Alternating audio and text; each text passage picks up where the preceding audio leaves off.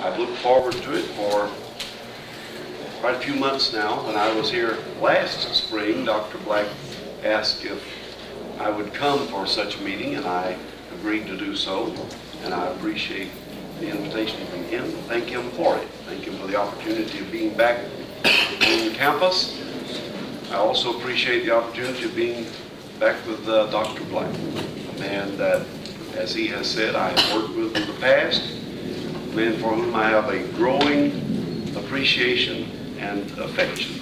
I have great respect for Dr. Black's ability, for his leadership, and I trust and pray that God will bless him, bless you, and cause this school to grow and to flourish for the glory of the Lord. Before I begin, I would like to extend my compliments to the Knights for their fine showing this year. I was delighted to hear about it. I heard about it from afar and learned that you had won the regular season championship and also that gone to the conference to seek the title of that also. And so that was a very, very commendable showing, and my compliments to Coach Turner and to the Knights. Well, we're going to have quite a while to look at the history of the Church of God. And before we begin to do that, I think I should explain to you that the Church of God is rapidly approaching its 100th year. On August 19, 1986, the Church of God will be 100 years old. We will have come for one full century in our ministry to our people, our generation, and a ministry for the kingdom of God. Now, for the first time, the Church of God has the prospects of a double dimension. For many years, we had nothing but future to look to, and we had no past to see. But now, with almost 100 years of history behind us, well, the first seed of the church was planted in 1884, as we'll see in a moment. So next year, we come around to the completion of a century when the dream, the ideal, the concept of the Church of God came into existence. Now, during this week, we're going to be studying the way the Lord has blessed the church, the way the Lord has moved the church forward, and the kinds of things that have happened to make us what we are. We're going to be following a very marvelous book. This is one of the finest books that you will ever read. I have no argument with it at all. Now, learned professors always enjoy getting up and say, the author said this, but I think this. You will not hear that out of me this week. I cannot find fault with this man. I cannot find errors in his work, and whatever he says, all I can do is say, amen. So be it, and let it be, because that is it. Now, I make no pretenses to having any further knowledge than this writer. And his way of putting it down, oh brother, he really did it. You know, this man knew what he was doing, and I agree with him fully. So expect no controversies this week. There will be none. I am fully in accord with what he has said. Now, in a very serious but somewhat different note, let me observe something else also. Like a Mighty Army was the result of 3.5 years of very intense research, and it was the result of 2 decades of other research, earlier research. And when it was first published, it did indeed create more than a mild ripple in the Pentecostal world. And it has been read very, very widely.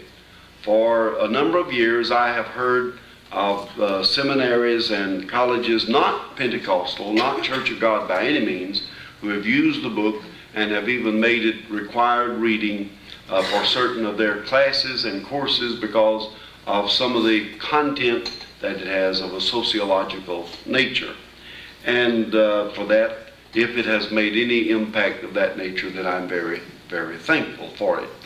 I received word some time ago that one of our national newscaster, had read the book because he is a buff on church history and had liked it enough, so he sent word to me that he had read it a second time and wanted me to know of his appreciation for it. A man by the name of David Brinkley. You probably heard him some years ago when he was a member of the NBC news team. Now he's with ABC. And I have received word from numbers of others where it has been used, not because they accept what it teaches, not because they accept what it espouses, not necessarily that, but because they do at least think it is an honest record of a very important facet of the church in America. And that is what we'll try to do during this week. We're going to try to look very honestly, very, very honestly at what is recorded. Not only what is recorded, but what is in our past. Some time ago, I was contacted by two historians, one from Europe, a man by the name of Walter J. Holenberger, and another from here in the States, a man by the name of John Thomas Nickel. The Holenberger book is the Pentecostals, and also the book by Nickel is called, I think, Pentecostalism. And both of these men expressed appreciation for the honesty and the candor that is recorded here, because in it I have endeavored even to look at the negative aspects of the church as well as the positive, because only when we're honest enough to look at some of our negative aspects are we able to correct them, or are we able to do the work that the Lord would have us to do. So especially in the evening sessions, I'm going to be spending some time looking even at those things that have made us what we are and what still must make us what we are. I'm at the present time working on a series of essays on Church of God history, and this I call Pentecost in a historical perspective, in which I look at things that we at one time believed were very, very vital, and we have been big enough, grown enough, mature enough to recognize that times are different, times have changed, or needs have changed, and to move on. The reason the Church of God, which is the oldest Pentecostal movement in America, and according to Donald G., who was one of the premier historians of Pentecost, the oldest Pentecostal church in the world. Dr. G., before he died, he and I were very good friends, often discussed with me this prospect that we very well may be, no doubt we are, the oldest Pentecostal church in the entire world. In the United States, we know. Now, the Church of God began at a time and a place that one would not have expected it to happen. I've mentioned these preliminary things only in order to show you that we have gained the ear and the attention of the world. We have gained the ear and the attention of our day and of our colleagues. We see it on every side. When Like a Mighty Army was first published, there was no such thing as a charismatic movement. That came along 2 or 3 years later. And I'm highly complimented to have heard in a recent convention that I attended some credit of that given to the honesty and the, as they called it, the intellectual credibility that was found in the book here, and that had helped to encourage people of other denominations to seek the experience that it tells about here. Well, that is the only way we're ever going to make it, is to be honest with ourselves. We've got to be honest with who we are, and we've got to be honest about what we are. Now, when I was first given the assignment to write Like a Mighty Army, the Executive Council, the Supreme Council it was called at that time, began to stipulate certain things that they would like to have in the history, the things that they would like to have done. And one of the men said, I don't think we should ever tell anything bad about ourselves. And I was a young man at that time, 32 years old, with a whole lot more courage than I have now. I'm older now and more chicken now, and I might not do it now, but in those days I didn't fret at all. I said, if that is what you want written, that is propaganda. I am not interested at all, and I would like to decline the assignment. But if you want a history written and I'm at liberty to write what I find, then I'll accept it. And that was exactly the conditions, and that's the way it was done, and that's the way it's going to be this week. We're going to look at it exactly as it comes down, exactly as it is, and with that we will move forward. Only when we're that honest, only when we're that courageous, can we really move forward to do the things that need to be done. The Bible never scorned to tell the story as it really was. Not that there are bad things there, but there are things that we still need to be aware of. The Church of God was born in the most inauspicious part of the United States at that time. Appalachia had become a byword for impoverished, backward kinds of people. The Appalachian states in the southeastern United States were well landlocked. They were an insular part of the world. The people lived in the mountain fastnesses, and there they stayed, and that to them was the world. Now, that world, before the turn of the century, was even a world unto itself. To begin with, it was thoroughly English. The southeastern USA, the Appalachian part of our nation, is still today the most thoroughly English part of America. Now, we sometimes look at New England, Boston, and all of their broad Oxfordian accents, and we think that that is the most thoroughly English part of America. But that is not true. That is an illusion that happens because of the great influx of Irish and Italian and Slavic peoples that have come into other parts of the world, of the country. They are not as purely English as we are. Now, when I say we are, I mean the Church of God, where the Church of God is born in the southeastern USA. The people that came to those states and founded those colonies, however, were not from Oxford. They were not the landed people. They were not the aristocracy. They were not the people that you would regard as the truly cultured people of England, but rather they came from the underprivileged, the underside of England. They came from the Midlands of England. They came by and large from debtors' prisons and bought their way out of prison by being willing to come and willing to settle here in the American colonies. Now, that's how those mountains came to be populated originally. Years passed, generations passed, centuries passed, And still the people were locked there in the mountains. And there they were, rock-ribbed, tough, tenacious people. And I have found that there is a definite correlation. And this is one of the writings that I've done in the new book that I'm telling you about, that I'll mention at times as we go along through the week.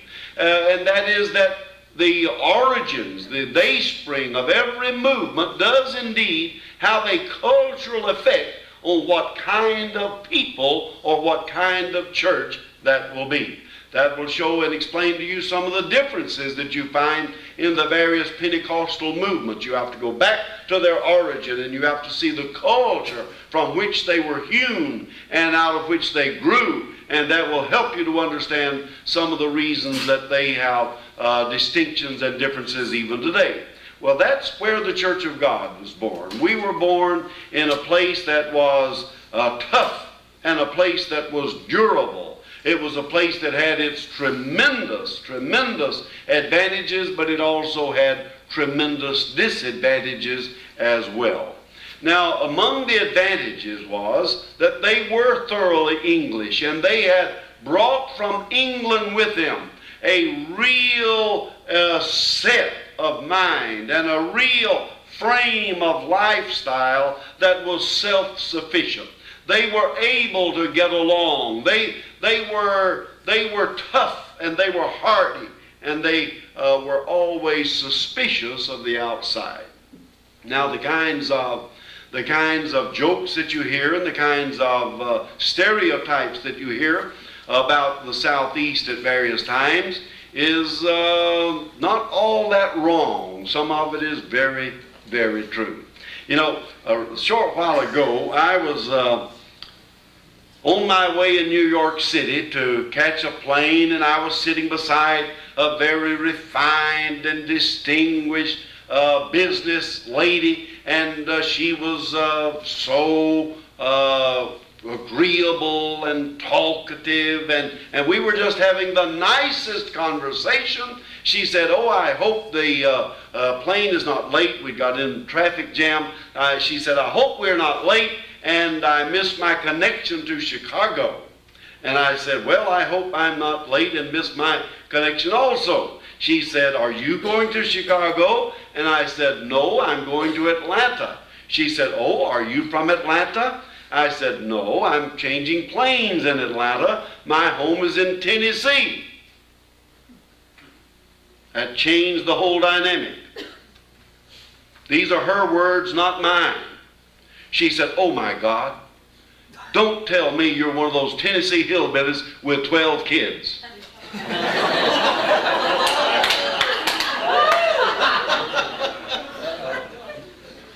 I didn't know what to say. I had run head on into a stereotype about Tennesseans. We were hillbillies with 12 kids. And I have 12 kids. And how do you explain all of that? Well, the nation has gathered these stereotypes, and they have been passed on through various and sundry media. Now then, at one time, there was a fine New Yorker cartoonist that had a very splendid, kind of funny cartoon, which was named Barney Google.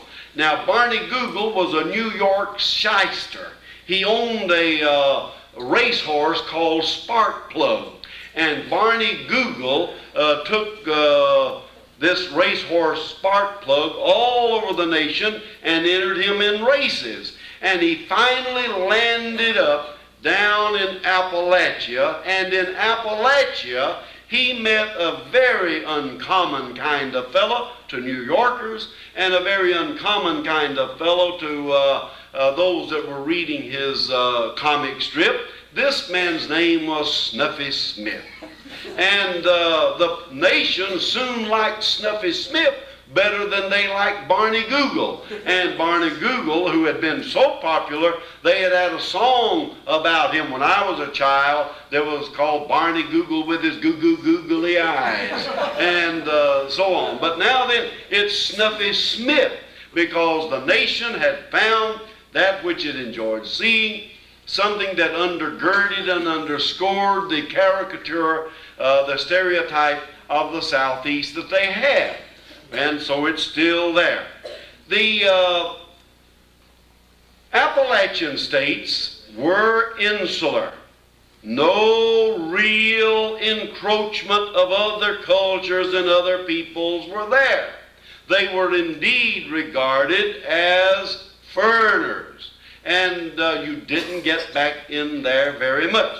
Some time ago, my family and I had bought 145 acres of land back up in the area where the Church of God was born, back up in these mountains. And after I had worked during the day at Lee College, would go off up there in my old dungarees and lumber jacket, and I would clear land.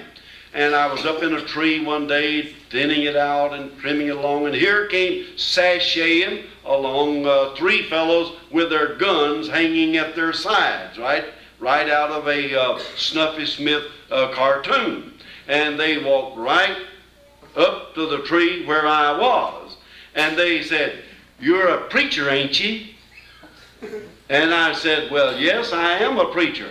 And they said, "Well, preacher," said, "let me tell you," said, "there's moonshining going on up both your hollers." I said, "They is." And they said, "They sure is." And says, "If you come up on a moonshining," said, "best be you walk on by." Said, "because down here we lives and let's live." Oh, they didn't warn me. I couldn't see any moonshining. Man, I became stone blind. You didn't see anything out of that. I couldn't see it at all because I wanted to live and let live. I was one of them right then and right there. Well, that's not talking about the turn of the century. That's not talking about some time in the past. That's talking about right now. That is talking about right now. Today, this day, today, the first day of spring, 1983, some of the school children there in those mountains got ready to go to school. This is what they did today. Today, they walked about 4 miles along twisting trails back in those mountains. Long before daylight, they left their home and they walked until they came to a river. Now, I followed this trail and know how they went. When they came to the river, they got on a flatboat and poled themselves upriver and cross river to the other side. Then they got off onto the path again and they walked another mile until they came to a road. Until then they had creek beds mainly and no real roads. And there they waited until the school bus came, picked them up, and they're in school right now while we sit here in Fresno, California. And tonight they will reverse their steps. They will go back by bus. They will be dropped off at that pickup place. They will walk the mile to the river. They'll pole themselves across it, and it'll be dark tonight when they get back home. Now, this is not a detriment to the people. This is certainly not something that you should pity them about, because it has bred into them a real toughness and a tenacity that the rest of the world is hard put to understand. Now, that is life in the remote recesses of that section of our nation. Now, that particular thing is within 45 miles of the city of Cleveland, Tennessee. Now, so all of the things that you hear are not that far off, but nevertheless the caricatures definitely need to be fine-tuned and need to be understood. Now, why the Lord chose a place like that, why the Lord chose Appalachia for the birth of a whole new movement, is something that we have to leave to the counsel of God. We have to leave that to the wisdom of God. But nevertheless, we will see as we go along through the week that there was a reason for it, and that reason is why the Church of God is what it is today. Why the Church of God has been able to proceed on a forward and upward course through the greatest difficulties that have come against any people. And we, as much as any other people that have ever existed, after 100 years, are still like we started out to be in the very beginning. Now, religion in those parts was as rock-ribbed as was life and education. I've covered this all very thoroughly in the introductory chapter of the book, and also in the first chapter of the book, and we'll get to those specific points in a little bit later on. I'm just trying to show you where God chose for His great, modern, last-day, final spiritual awakening to begin, and that is where it happened. Now, back in those mountains, if you go there today, you will find that these people are sternly Calvinistic. Now, I won't get into a doctrinal discussion between the various schools of theology, but just accept the fact that they were Calvinistic. Now, Calvinism, in the extreme point of Calvinism, what they call supralapsarianism, believes that what is to be will be, and the reason it happens is that somewhere back in the counsels of God, it was ordained that it should be. Therefore, with this fatalism of the mountains, and this fatalism still exists. Now, I'm overseer of Virginia at this time, and there are parts of Virginia, and there are many, many, many parts of West Virginia, where this fatalism is still the root stock of life, where the people have such a fatalistic view that everything that happens is for some sovereign reason and for some divine purpose, that they don't fret about it. They're not defeated by it. They only realize that that was an uncommon or a dark or an undesirable strand in the broad tapestry of their lives. Now, that in the area where the Church of God was born was indeed a part of their life. Now, I enjoyed doing the research.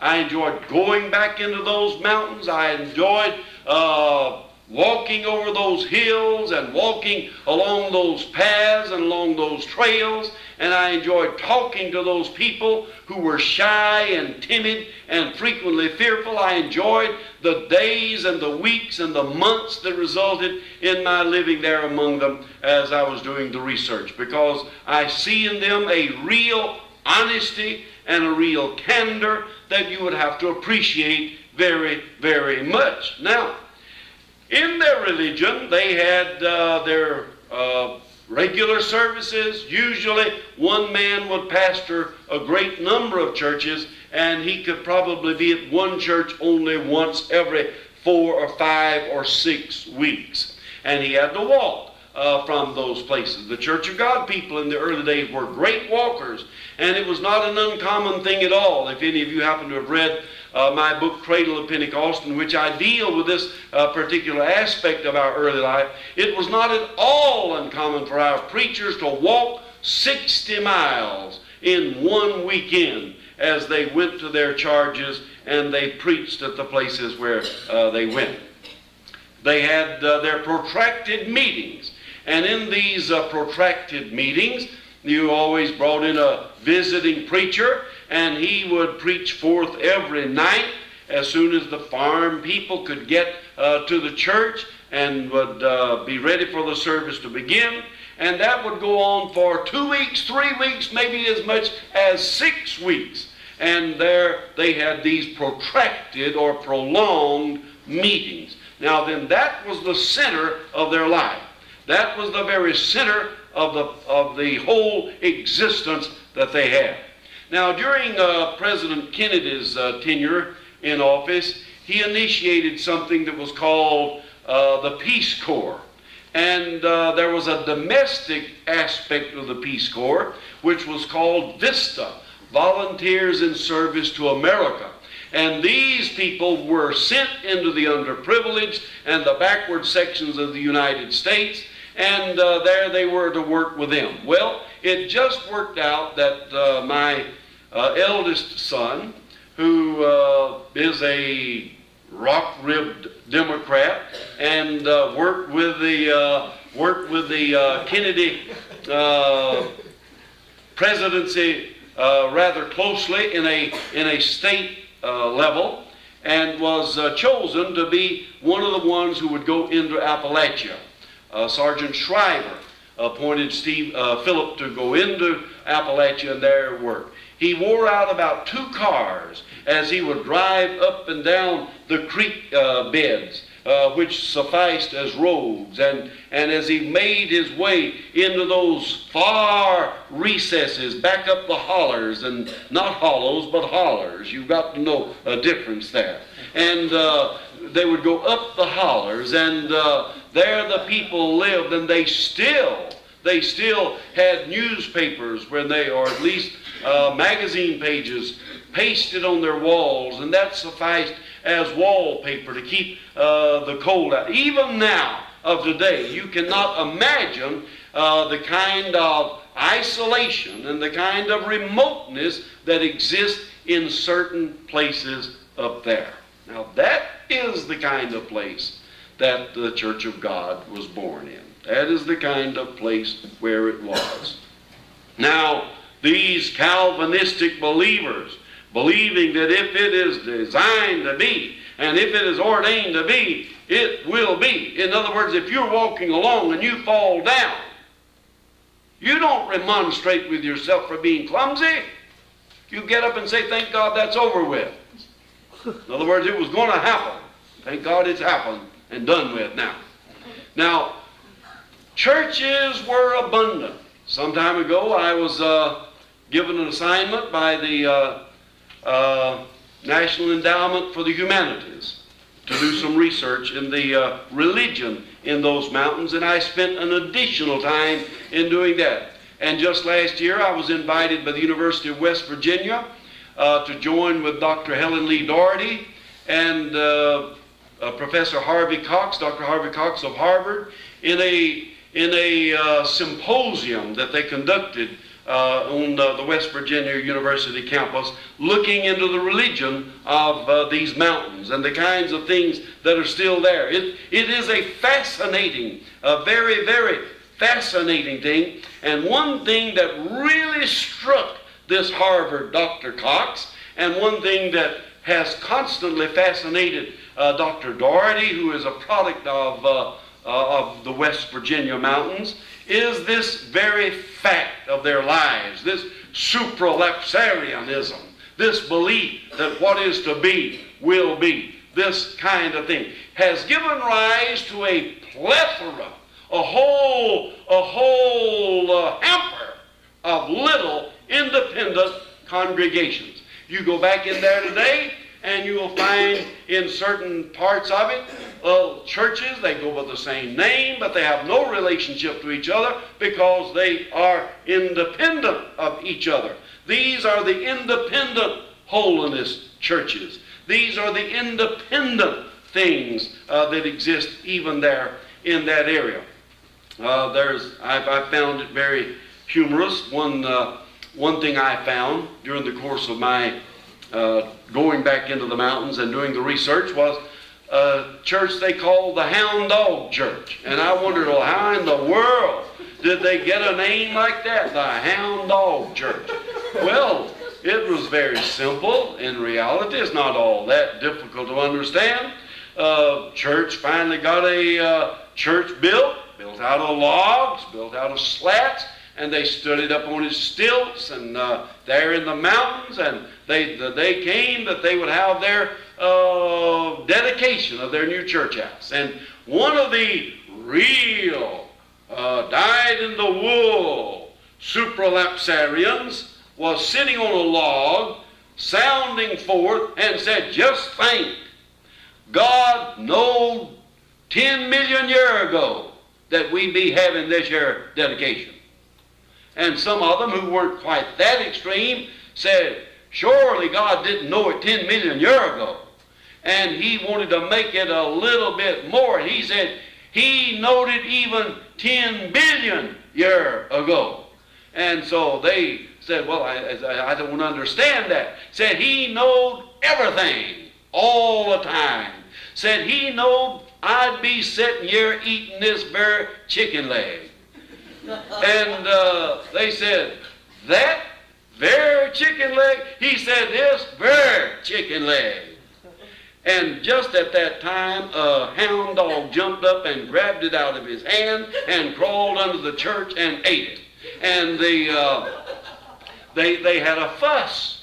And they came to a separating of the ways. And they, one side, I don't remember which, moved down the holler a little farther and built them a church. And it was always known as, and is known today as, the Hound Dog Church.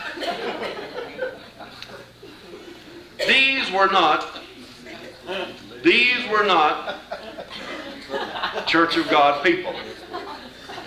But this is the fabric. This is the part, an important part of the American scene that God chose to give the Church of God birth. He didn't go to the campus of Oxford as he did with John Wesley. He didn't go to Wittenberg as he did with Martin Luther. He didn't go to some places where you might expect him to go. But there, out of the most inhospitable climate, the most unlikely populace, the most isolated section, God let the church be born.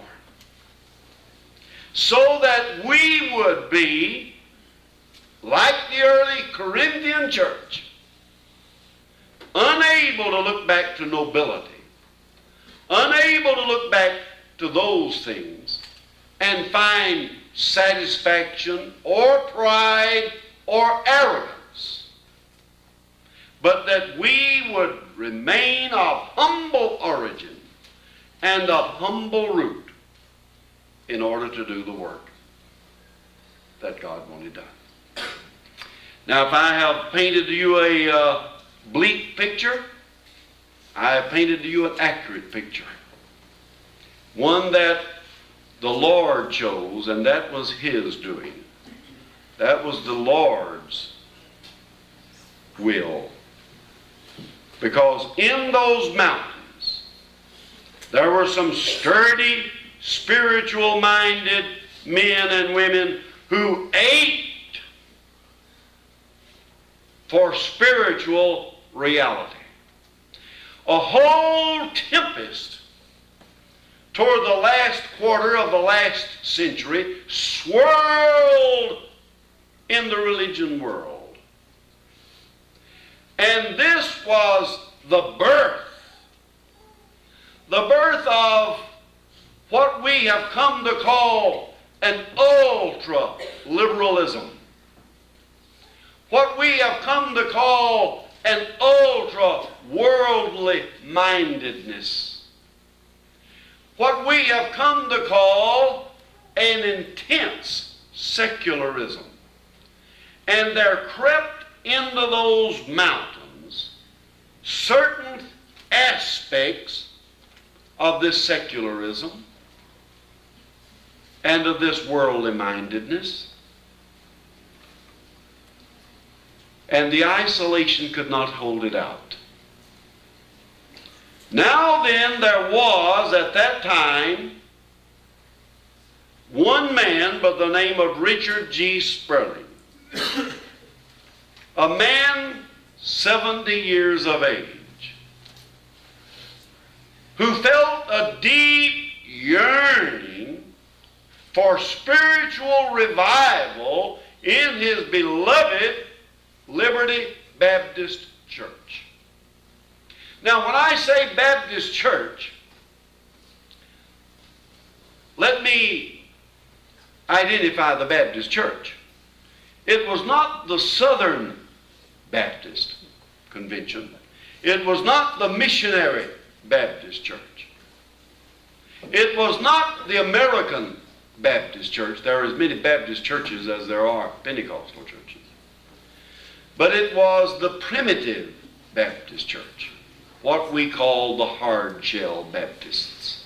These were these dyed-in-the-wool Calvinists. Sperling wished that there might be a real revival in his church. He called together his son, Richard G. Sperling Jr., who was still an active minister in the Baptist church, a layman by the name of John Clemens, and they in 1884 began to pray and intercede with God for the Lord to visit in those mountains once again a revival of faith and of the Word. And they prayed, and they met regularly, not weekly. They couldn't do that. But as regularly as they could, they met there in the grist mill owned by the Sperling family. And there they prayed, and there they sought God to visit revival again upon those mountains. Month passed, and month passed, and month passed. 2 years later, 1886, it became very clear now to these sterling, these noble, and let me assure you they were that, these homespun, and let me assure you they were that, these honest men, they were all of that. It dawned on them that there would not be revival that they were so seeking.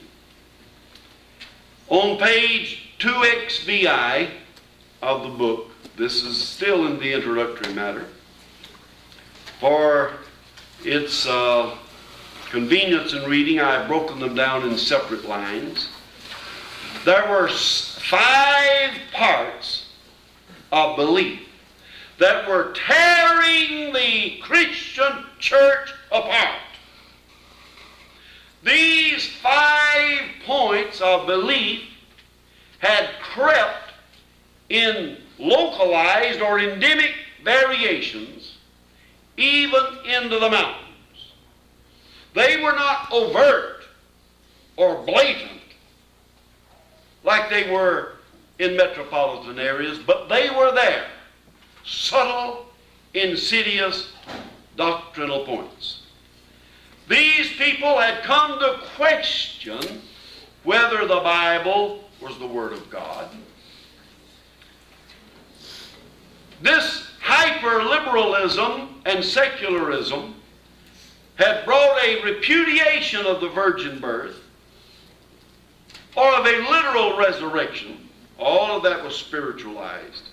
Certainly the atoning efficacy of the Lord's death. And certainly that He would come again to the earth. Now this cleft that split the Christian church all across America and Europe at that time, divided on one side those who called themselves liberals, and those on the other who called themselves fundamentalists. At least the detractors of the more conservative group called them fundamentalists, because that was a derisive word. They called themselves conservatives. So that now there came into America, and these people in the mountains had no idea that this was happening, 2 irreconcilable schools of theological thought in America and Western Europe. 5 points separated them, and this was a chasm that could not be bridged, was not bridged, and is not bridged today. The 5 points of fundamentalism then are these: the inerrancy and infallibility of the Bible, the virgin birth and complete deity of Christ, the literal resurrection of the body, the atoning sacrifice of Christ's death for the sins of the world, and the second coming in bodily form to the earth. Encyclopedia Americana, in reviewing this schism, says, fundamentalists declare for an unqualified belief in these dogmas, while the liberals either deny their validity or urge that a belief in them is unessential.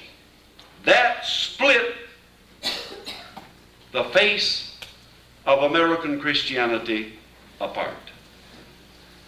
Now, into the mountains had come these vestiges of this schism that was tearing American and Western European Christianity apart.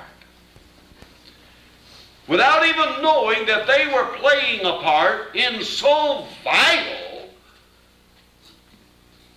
a conflict as they were, these men sought and sought for revival. But the revival did not come. And let me leap decades ahead to tell you that this is a reason why Pentecostal groups constitute so great a part of such bodies as the National Association of Evangelicals. And it also explains why we scorn all invitations to join the World Council of Christian Churches. It all dates back to the things that gave birth to a new spiritual awakening in America. Now, between 1875 and 1925, in a 50-year span, there was born out of the loins of Christian America more than 30 different church groups. Now, these church groups that were born at that time identified themselves generally as being holiness groups. Now, there were many of them. They had Baptistic and they had Methodistic roots. They had roots of all kinds. But whatever they were, whether it would be the Church of the Nazarene or whether it would be the Church of God, two of these were among them, or the Assemblies of God, or the Church of the Foursquare Gospel. All of these, or the Pentecostal Holiness Church, all of these identified themselves as being holiness people. That's important.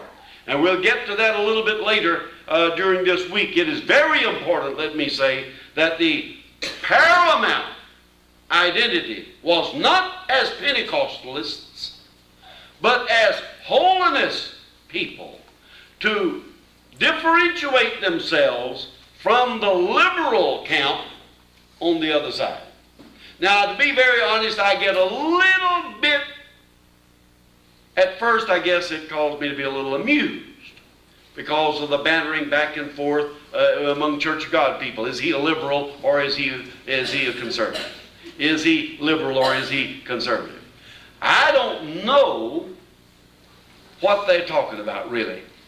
And the only thing is, I am an anti-libellion. I just don't believe in labels at all. I'm a holiness preacher. And that's all. But now then, when it gets to be an intense matter where brother hurls against brother accusations of being liberal or being conservative, then it gets wicked. And then it gets mean. Because you don't even know what the terms mean. A liberal is a man who denies that the Bible is the Word of God.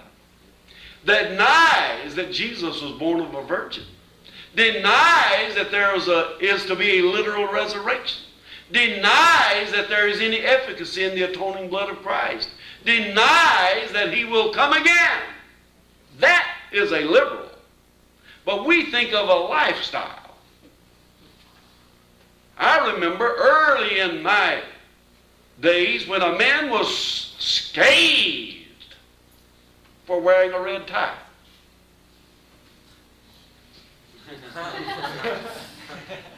Because that was worldly. And these things float in and out.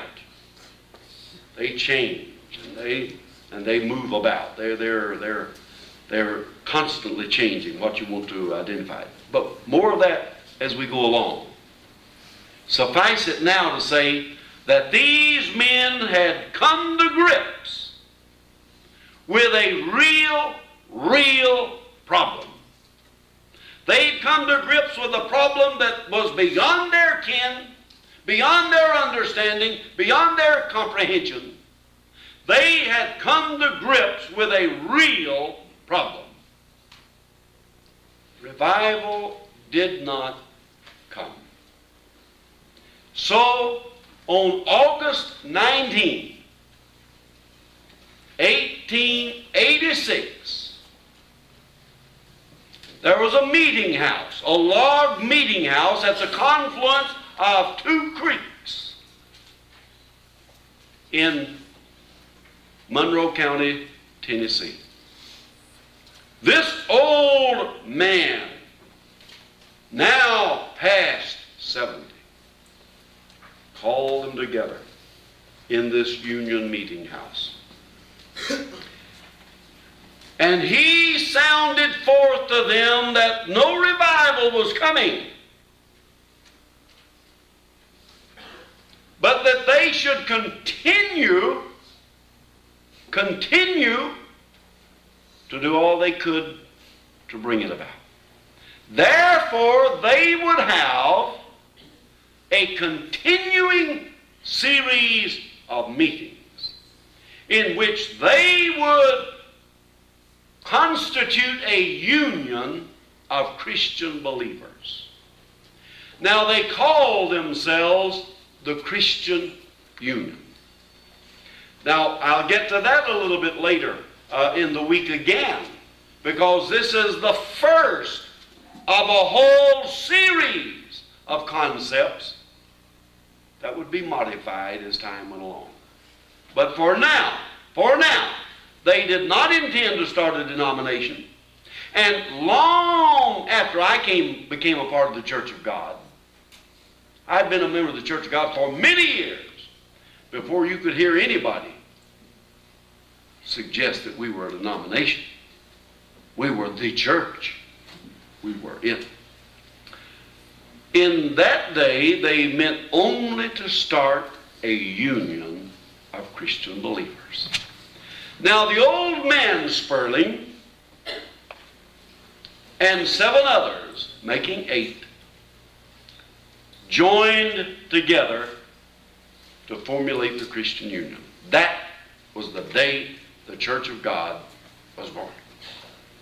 The younger man Sperling, who was still active in the Baptist Church and had not yet gone into his retirement, held back for a while, but ultimately he joined with the group as well.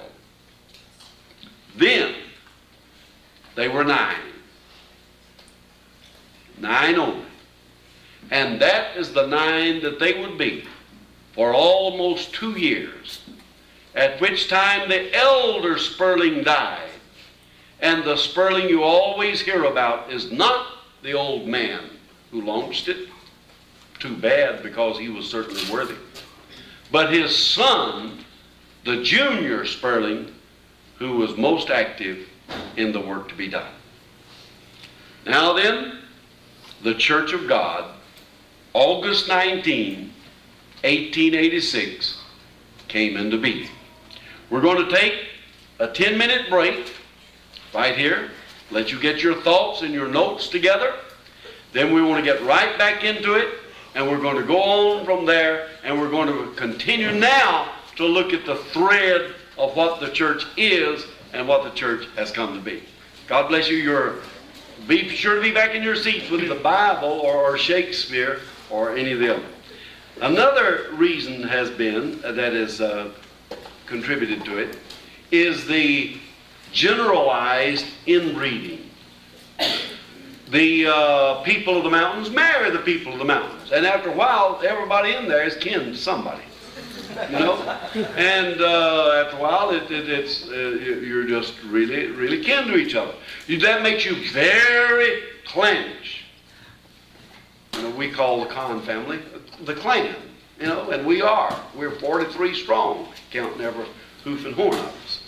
You know, well, we don't hurt each other, though we are rough. I had some rough treatment yesterday. I had the rough treatment. But we don't really hurt each other. The only people that get hurt are the innocent people that wander innocently into the crossfire. Man, you liable to get smashed around a little bit. Well, that's the way it is in those mountains. They know who you are, and they know how to do. I don't tell all this stuff. But back in some time ago, my wife and I were in the mountains on our piece of land, and here came a man riding a horse down the valley, and he had a gun, 6-shooter, hanging down by his side, and he swashed up to us, and he let us know that he had a peace warrant out against him, and officers were looking for him and all like that, but they weren't going to get him. And he had that 6-shooter to back them words up with, you know. And he'd been drinking a good bit of that moonshine out of our moonshine holler, and so on. And so, man, I was wanting that man to leave. And my wife, who is one of these supers, you know, she kept gigging me in the rib and said, "Witness to him, honey, witness to him." I said, "Witness to him yourself. I want him to get out of here." I don't want to hold him here that long. Let him go. Let him move. We'll get on. And, but they have their cousins, and they have all of these. All you have to do is look in their book. Look at the names of those that constituted the first church and see how many of them were kin to each other. Go on to the first assembly and read all the names, see how many of them are kin to each other, and you'll begin to see what we're talking about. You just don't go monkeying around with people that's kin to everybody else, because you don't get a person again you. You get a people again you. You turn the whole thing. Thank you for the questions, and I'm certainly not trying to, Lord knows I'm not trying to hold any region up to any ridicule, not by any means, but it's just very essential that we understand the fabric of those people, just as because we have to understand their fabric in order to understand ours. All right, you may proceed. 10 years saw the Church of God make absolutely no gains. For 10 years, young Brother Sperling, Richard G. Sperling Jr., crisscrossed those mountains, preaching in every little settlement, in every home, and in every place where he could go. Now, I have read every line that he ever wrote, and I have read every record of anything he ever said, not only of him, but of every one of those men. I did not wear glasses when I wrote Like a Mighty Army, but I put glasses on, and I have to even put them on now to see how to get out of the bed. So I keep them at the side of the bed and put them on as I wake up. And because I searched hour upon hour into the hundreds and hundreds of hours, every fragile, yellowed document in existence, anywhere, in order to find out who these men were, what made them live, what made them tick, what I tried to get as much as is humanly possible inside their own hide. This man, being indeed a very, very committed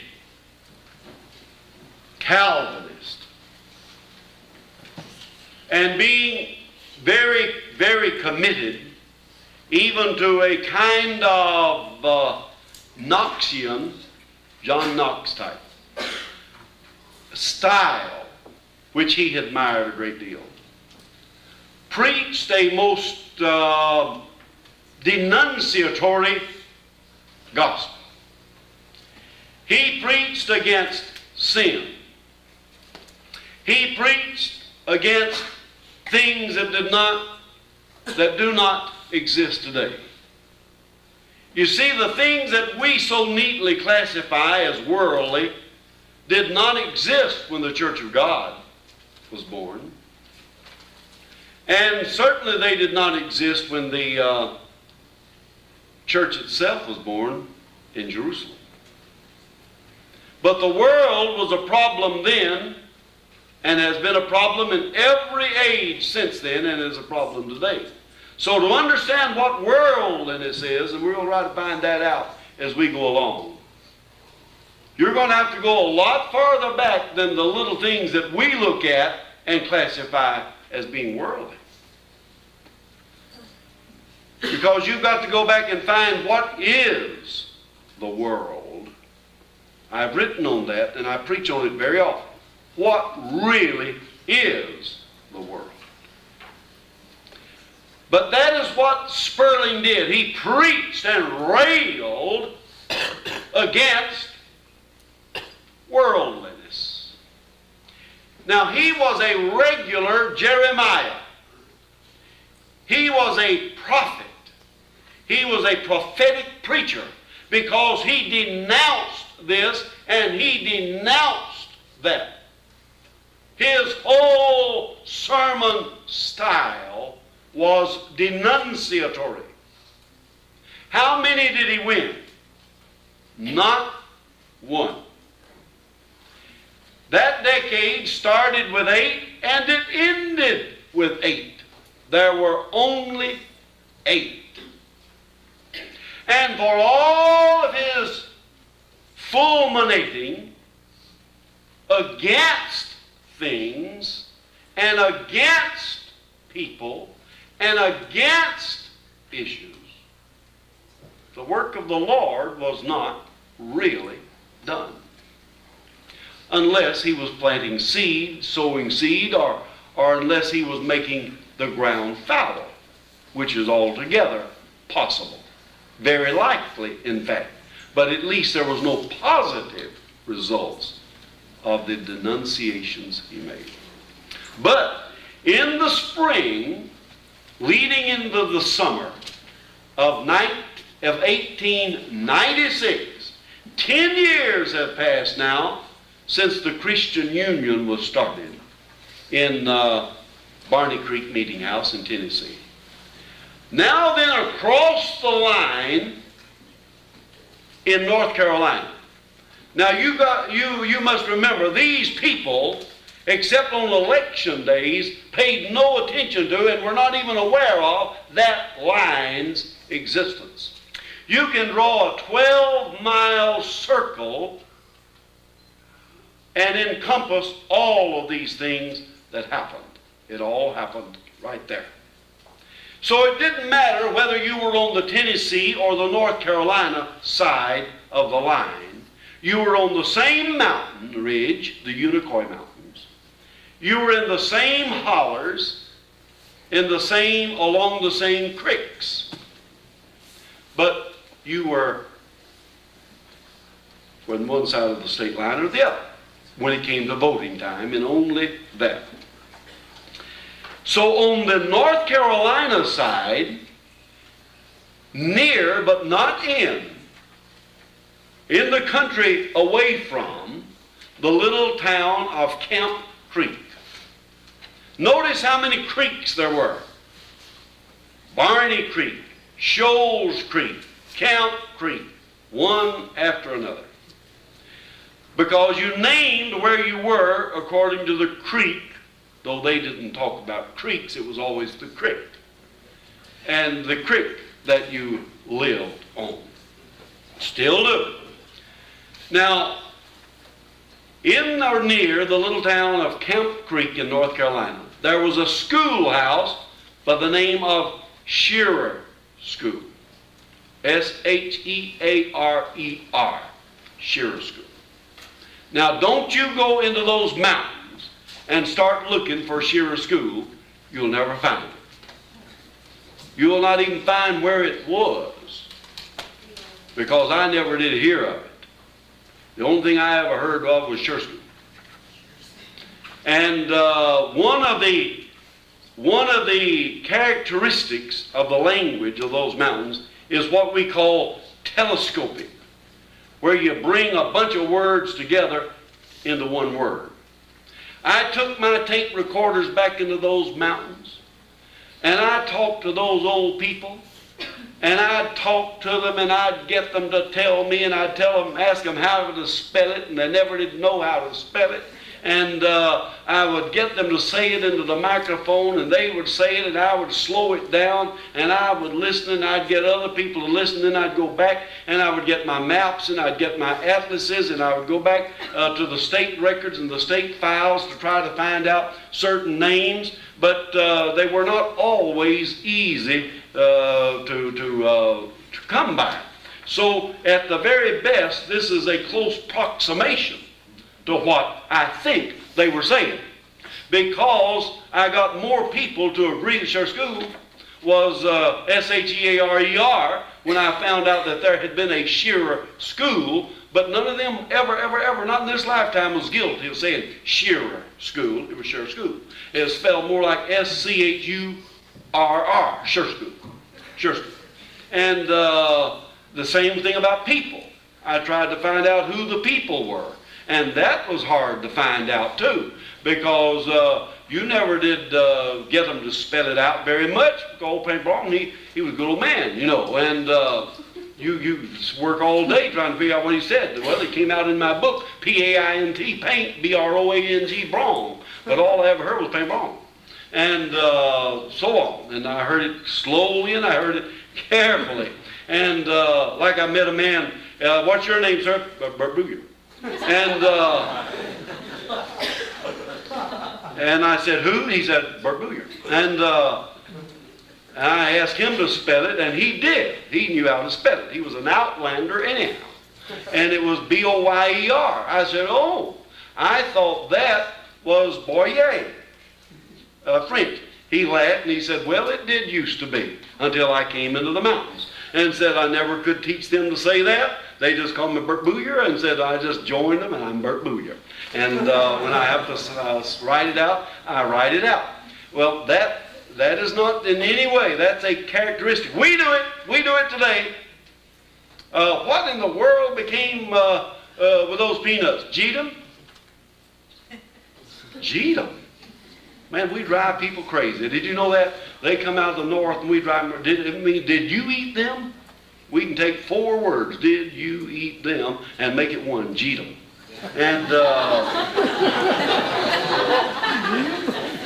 we do it constantly like that. You know, that's called telescoping. You fold words up until you get them together. But here was this Shearer schoolhouse, Shearer School. And they opened their doors to the people who came in. Any of them who wanted to have church services could. They didn't have any of the problems today. They could have a church service there without any problem. There were 3 men, and if you will turn to page 17 of the book, their names, and these are well recorded, no guessing about this, were William Martin, a Methodist, and Joe M. Tipton and Milton McNabb, both Baptists.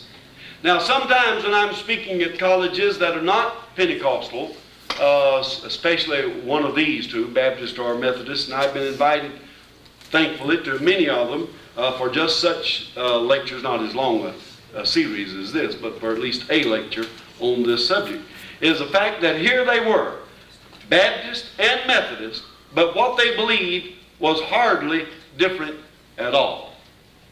Because they were both very, very, very Calvinistic, and they were both very, very holiness. These are the two. This is the kind of a line of demarcation, the dichotomy between the two. But the two of them there believe very strongly in these same things. In holiness and in Calvinism or predestination. Though the Methodists much, much less so, because they were based upon a free will. These men began to preach in the schoolhouse. Now then, they preach that there is an experience that you can receive even though you have been converted. They preached night after night, though they were laymen. They were not preachers. They were given a kind of license a little later. But though they were laymen, they sounded forth all summer that there is a blessing, there is an experience, there is a reality, a verity beyond being born again that you can receive. Now make of this what you will. I leave it up to you young theologues here to do this. 10 years of denunciation produced not one convert. One summer of positive preaching produced scores of converts. Now bear that in mind. Though people wanted to hear what is a fact for me. And once you get them to have the fact, once you get them to have the reality, then the other things fall into place. That was their rationale. They knew the denunciatory Jeremiah type, but they preached a beautiful, forceful, powerful, spiritual reality that if you will believe it and if you will receive it, there is something more for you. Sometime in the summer, when we don't know. When it happened, the day it happened, there is no record of it. But I have covered this revival. I spent months just exploring every aspect of an unrecorded revival, because this is when it happened. The meetings were begun with singing without musical accompaniment, unless some person handy with a guitar happened to bring his instrument along. Such hymns as Amazing Grace, Blessed Assurance, At the Cross, and What a Friend We Have in Jesus were invariably sung. What is popularly called gospel singing was then unknown. Then would come testimonies in which the Christians stood and shared with the others their spiritual experiences, thereby comforting and edifying one another. When the time of prayer came, no one person prayed for the group while others were silent, but the entire congregation prayed aloud in unison, a new thing. This seems to have been the beginning of what is now referred to as concert prayer. Like the early Christians, I've said, according to Schaff, they prayed freely from the heart as they were moved by the Spirit according to special needs and circumstances. Next came the discourse of the three evangelists, followed by an appeal for penitents to come for prayer at the altar.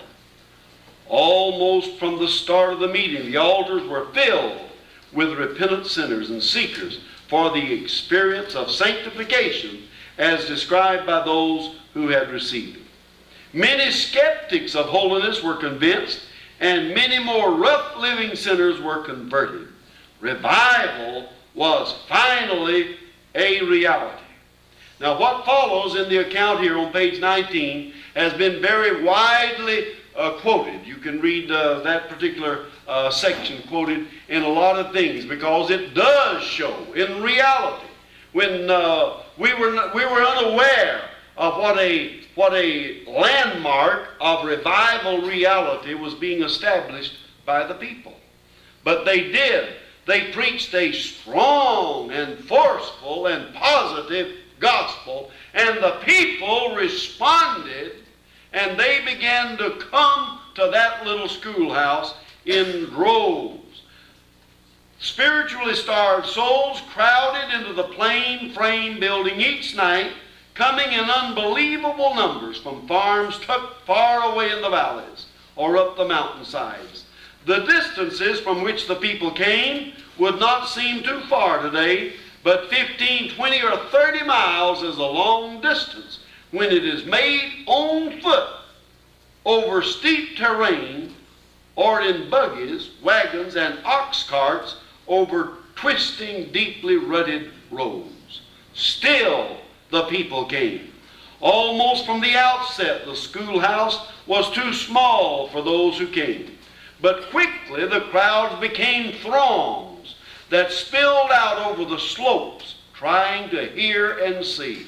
They came from everywhere to learn about this new doctrine of holiness, even though it was nothing new, but only a reassertion of an old belief now being proclaimed anew after years of dereliction by the spiritual followers of Wesley.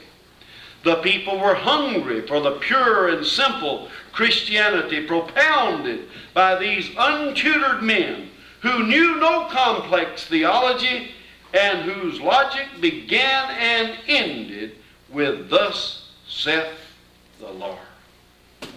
Well, I hope you'll take time to read that entire section, and it goes on for many pages to tell you what happened. But let me become succinct now and get immediately to it. There, in the summer of 1896, somebody in the altar praying began to speak in a language that the others did not understand. No one had ever heard of such a thing. No one had ever heard that such a thing was possible. Then another, and then another, and then another. One after another, all summer long. People broke out, speaking in tongues. Sick people were healed. Hard sinners were converted. Revival became electric. And all across those mountains, both in Tennessee and North Carolina, dipping as far away as the northern border of Georgia, the people came pouring around that little school to see what was going on. Richard G. Sperling heard about it immediately and came hurrying to his friends, one of whom was W.F. Bryant, J.C. Murphy, another, and others, to see what is going on. They too had received this experience. And he saw and he heard as dozens of people received the blessing, received the baptism. Before that summer was over, about, no figures were kept, no numbers, about 150 souls were baptized in the Holy Spirit. Now then, in the records of the book, if you'll turn to page 430, you'll see that in 1886 we had 8 members worldwide. In 1896, the C there means circa, meaning approximately, 130 people united with the Christian Union.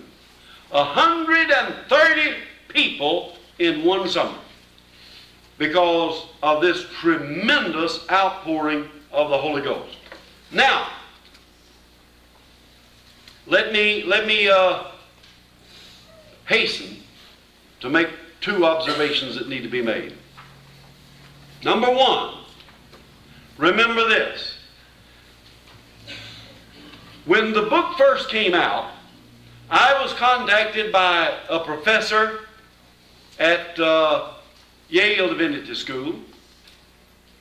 I was contacted by another from the Lutheran Theological Seminary in Philadelphia. And I was contacted by another in St. Louis. All three wanting to know one very, very important question. Which came first? Did the people read in the Bible and find out about the baptism of the Holy Spirit and begin to seek the experience and receive it? Or did they receive it and then begin to search the Scriptures to find out what had happened to them? They wanted to know urgently the answer to that one question. I had not paid that much attention to it, though it had been a matter of interest to me, and I had looked at that one question in particular, not because I thought it was so important, but just because I had felt like I would like to know. I had talked to every person living in 1940, 53, and 54 when I was doing the research that had received the experience at that time. And they numbered then, I suppose every one of them is dead today. But in that day, there were quite a number of them still alive. Which happened first? Did you see the reality of it in the Scriptures? Seek it and receive it. Or did you receive it unexpectedly and then have to identify what you had received? Without any variation, the answer was the same. They had no idea what had happened. They wondered what had happened and went to the Bible to try their best to find out and to identify what had happened to them. I was speaking at one college some time ago to their class of religion students. This was not a religious school, by the way. It was a purely secular school, but I'd been invited up to speak on the history of Pentecost. And they even now wanted to know the answer to that one question. I didn't know it was that important. Of course, you know why it is important to them. It is important because if they found what they interpreted to be the Holy Ghost baptism in the Scriptures and sought it and received it, then it could have constituted, what do they call it? A self-fulfilling prophecy. They got what they created themselves. You see? Well, I was very, very glad. Union Theological Seminary was the other that I was trying to think of a moment ago, where they contacted me on that one question. It didn't happen that way. The people were mystified and wondered what has happened to them. And they went to the Bible and found that on the day of Pentecost, the people had been hilarious. They had been accused of drunkenness. There seemed to be an uncommon revelry among the people, so that they were called drunk. And they had received the baptism of the Holy Ghost. So that is what had happened to them. They had received the baptism of the Holy Ghost. And it is approximated that 150 received the blessing, as it was called then, thus the blessing, received the blessing that very summer. The second point that needs to be made is this. What year was that? 1896. It would be 10 more years before the same thing would happen on Azusa Street in Los Angeles. But even that was not the first. You see, Pentecost happened here and there and in other places at the same time. An Assemblies of God historian, Stanley Frodsham, long dead now, but he and I were friends before he died. We corresponded a lot. I published some of his works because I was an editor at that time. And we discussed it at great length. Donald G., as I have already mentioned, and a number of others. One other historian that I've been in touch with lately, and I discussed it a great deal. Why do people designate Azusa Street as the birth of Pentecost when it happened to us 10 years earlier? Well, there is a reason, and we need to understand what that reason is. But understand this, that in 1896 the outpouring happened in those mountains. In 1901 it happened in Kansas. In 1905 it happened in Texas. In 1906 it happened in California. In 1907 it happened in South America. In 1908 and 9 it happened in Europe. It happened all over the world without the various people even being aware that it had happened anywhere else on earth.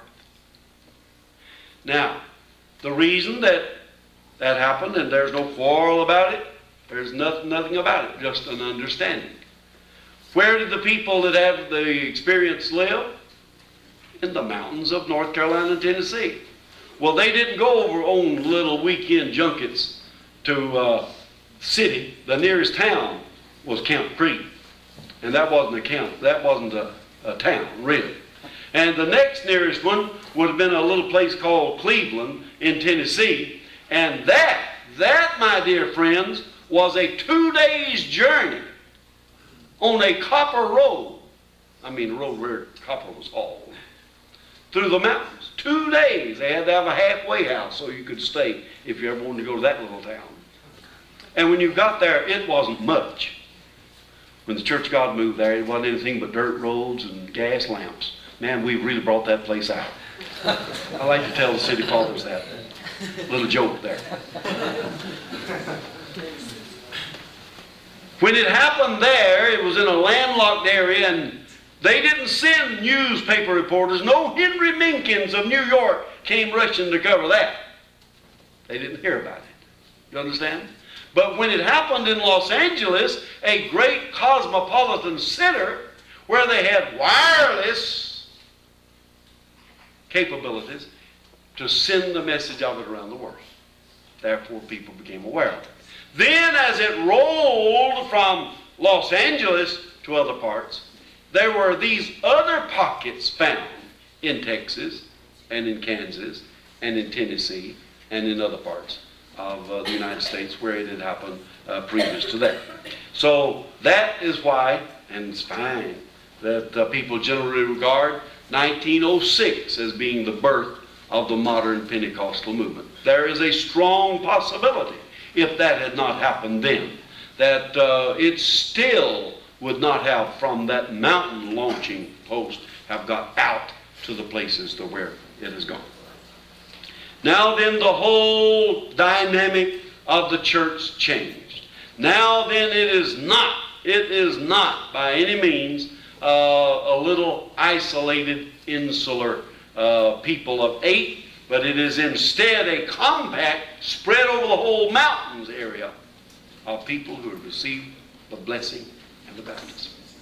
That's how it was born. That's how it happened.